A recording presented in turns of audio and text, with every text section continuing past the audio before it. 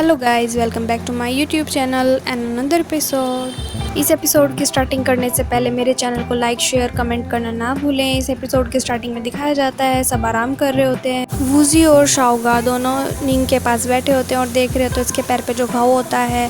शाओगा को उसके अंदर एक ईंट कोपर नज़र आता है तो शाओगा अपनी उंगलियों से इस ईंट कोपर को बाहर निकाल देता है। पेंजी वूजी को कुछ पट्टियाँ दे देता है जिससे वो निंग के पैर पे बांध देता है और तभी इतने में निंग की आँख खुल जाती है। तभी वूजी देख के बोलता है कि रुक जाओ, हिलो मत, मैं तुम्हें नुकसान नहीं पहुंचाऊंगा। फैटी बोलता है तुम कितनी लकी हो, जरा अपने घबराए हुए चेहरे को तो देखो। वो बोलता है कि हम बुरे आदमी नहीं हैं, अगर हम बुरे आदमी होते पहले तुम्हें मारते पीटते जान से ही मार देते। शाओकुई बोलती है कि क्या हुआ था। वूजी बताता है कि एक कीड़ा था जिसने तुम्हें काट लिया था जिसकी वजह से तुम बेहोश हो गई थी। वो पूछती है मैं कहाँ हूँ और वो कहाँ है। वूजी बोलता है कौन वो बोलती है मेरे दोस्त कहाँ हैं। बेटी बोलता है कि मुझे तो सिर्फ तुम ही दिखाई दी थी, तुम्हारा कोई दोस्त यहाँ नहीं है। जी शाओकुई से पूछते हैं कि असलियत में हुआ क्या था, हमें बताओ। कुछ नहीं बोलती और चुपचाप बैठी रहती है। वूजी शाओकुई से पूछता है कि तुम यहाँ पर क्यों आए थे और तुमने यहाँ से कौन कौन सांस्कृतिक अवशेषों को ले लिया है। वो बोलती है कि वे अभी तक हमें नहीं मिले और इतने में वूजी बेहोश हो जाता है। सब इकट्ठे हो जाते हैं और बोलते हैं वूजी वूजी क्या हुआ तुम्हें। शाओगा भी उसके पास आता है और देखता है उसके हाथ पे एक घाव का निशान बना हुआ। तो वो शाओगा समझ जाता है कि उसको क्या हुआ है। एकदम से शाओगा अपना हाथ काटता है और उसके मुंह में अपनी खून की कुछ ड्रॉप्स लगा देता है जिससे वूजी ठीक हो जाता है। वूजी बोलता है कि अभी क्या हुआ था। शाओगा बताता है कि जो ईंट कोपर्स होते हैं उनकी पॉइजन वाली गैस होती है, उसकी वजह से तुम बेहोश हो गए थे। फैटी शाओकुई को ब्लेम करते हुए बोलता है कि इसने इसे काटा होगा, इसकी वजह से ही ये सब हुआ है। वो बताता है कि शाओगा ने तुम्हें अपना खून दिया है और जिससे तुम ठीक हो गए हो। पहली बार उसने ऐसा देखा कि किसी आदमी का खून किसी को बचा सकता है। फैटी बोलता है कि मुझे भी थोड़ा सा खून दो ताकि मेरा वेट लूज़ हो जाए और यहीं पर हंसी मजाक चलता है। शाओगा बोलता है कि यहाँ पे इस गुफा में कुछ ऐसा है जो हमें बचाने की कोशिश कर रहा है। शाओकुई बोलती है कि जब हम यहाँ पे आए थे तो उससे पहले हमने एक वैक्सीन ली थी जिससे गैस हमारे ब्लड वेसल्स को कुछ नहीं करेगी और हम ठीक रहेंगे। और वो बोलती है कि अब वूजी को बाहर के ट्रीटमेंट लेने की ज़रूरत है। फैटी वांग वॉकी टॉकी ढूंढने लगता है और पूछता है कि हाय जूनियर रिस्पॉन्ड करो, यहाँ पे मिस्टर वूजी मर रहे हैं, जल्दी से जवाब दो। और बाहर दिखाया जाता है सीन कि हाई जूनियर के ऊपर एक आदमी बंदूक ताने खड़ा होता है और वो बोलता है कि बात मत करो, इसे बंद कर दो।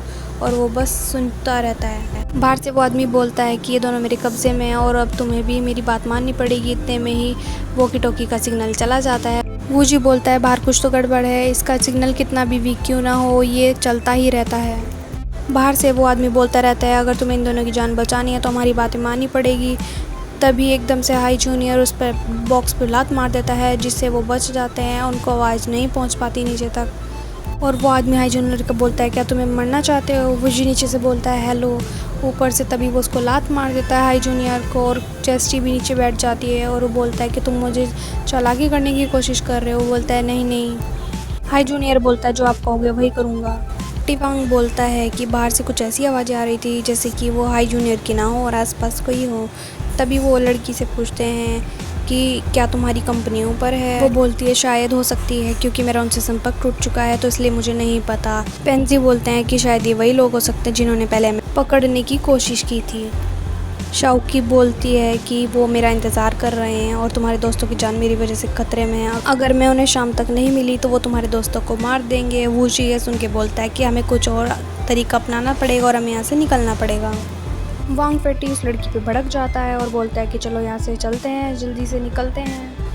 जैसे ही वो लड़की खड़ी होने लगती है एकदम से फैटी वांग बोलता है हम तुम्हें साथ नहीं ले जाने वाले, तुम अपने रास्ते अलग जाओ। वो लड़की बोलती है मैं तुम्हारे साथ नहीं जाऊंगी। फैटी वांग बोलता है कि यहाँ पे नींग के बहुत सारे खुफिया अड्डे भी हो सकते हैं, शायद ब्लडमैन भी वहीं से आया हो। वूजी फैटी को बोलता है जब किसी बात का पूरा पता नहीं होता तो उसे मत बोलो। वूजी पीछे पलट के शाओकुई को देखता है, वो लड़खड़ा रही होती है। वूजी शाओकुई के पास जाता है और बोलता है कि मैं तुम्हारी मदद करने आया हूँ, प्लीज़ इतनी बहादुर मत बनो। फैटी वांग वूजी के पास जाता है है और बोलता है ये इतनी घायल भी नहीं है कि ये बाहर नहीं निकल सकती।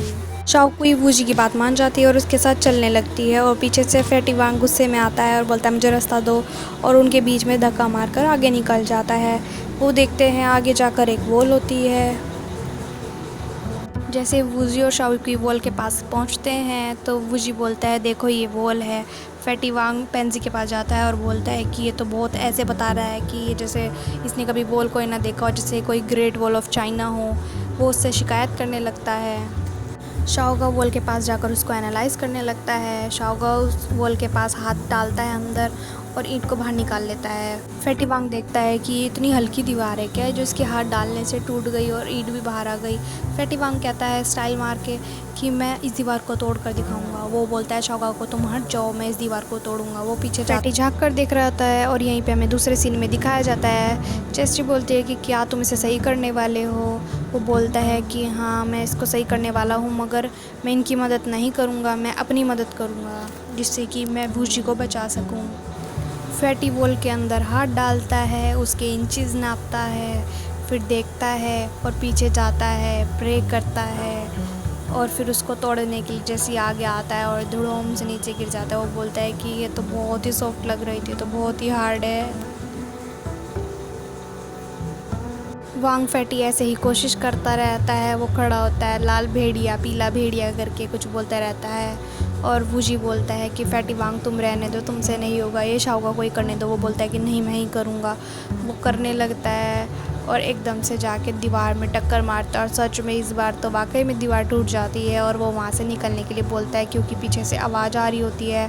शाओगा बोलता है कि यहाँ पे कोई ब्लड मैन आ रहा है तो हमें यहाँ से जल्दी से निकलना होगा। शाओगा बोलता है कि पहले तुम निकलो। वो जिस वहाँ पर ब्लडमैन की एंट्री हो जाती है। शाओगा उसको देखता रहता है और सबसे बोलता है कि यहाँ से निकलो जितना जल्दी हो सके। वो जैसे ही वहाँ से निकलने लगते हैं, एक एक करके निकल रहे होते हैं, तभी फैटी वांग की बारी आती है। फैटी वांग जैसे ही निकलने लगता है वो एकदम फंस जाता है। वूजी कहता है अपना हाथ दो, उसको बाहर से खींचता है। पेंजी को बोलता है पेंजी आप पीछे से पुश करो, और वो जल्दी से पुश करके बाहर निकाल लेते हैं और एकदम से ही वो ब्लडमैन शाओगा से लड़ने 1 सेकंड में उस छोटी सी केव को क्रॉस करके दूसरी साइड आ जाता है और दूसरी साइड से उस ज़ॉम्बी को तलवार दिखा रहा होता है। इतने में सब लोग बाहर निकलने लगते हैं कि चलो चलो यहाँ से बाहर निकलते हैं, कभी वो ब्लडमैन आ जाए। तब एक ऐसी जगह आ पहुँचते हैं जहाँ पे एक रास्ता होता है और उसके बाहर से कुछ दिखाई दे रहा होता है। तो फैटी वांग पेंजी से बोलते हैं क्या यही वो बाहर जाने का रास्ता है। फैटी बोलता है कि किस तरह की जगह है, यहाँ पे पेड़ भी है। वो बोलता है कि ये तो बहुत ही पुराना पेड़ होगा, क्या सच में बाहर निकलने की जगह हो सकती है। पेंजी फैटी वांग को बोलता है ज़रा नीचे की ओर देखो। फैटी वहाँ देखता है और बोलता है कि यार ये सच में मेन कॉफिन है यहाँ का और ये वेस्टर्न जूओ डायनेस्टी का है। वो देखकर एकदम हैरान हो जाता है, थोड़ा सा लालच आ जाता है वो फैटी के अंदर। वो बोलता है कि फैटी वांग बोलता है कि बुरा करने वालों का नतीजा हमेशा बुरा ही होता है, और ये देखो ये इसकी रानी भी हो सकती है जो इसके साथ लेटी हुई है, और मैं अपने आप को बहुत खुशकिस्मत मानता हूँ। आज से मैं स्वर्ग के लिए काम करूँगा और मैं यहाँ पे अपने सांस्कृतिक अवशेषों को बचाने के लिए नीचे जाने की कोशिश करूँगा। नीचे जाता हूँ।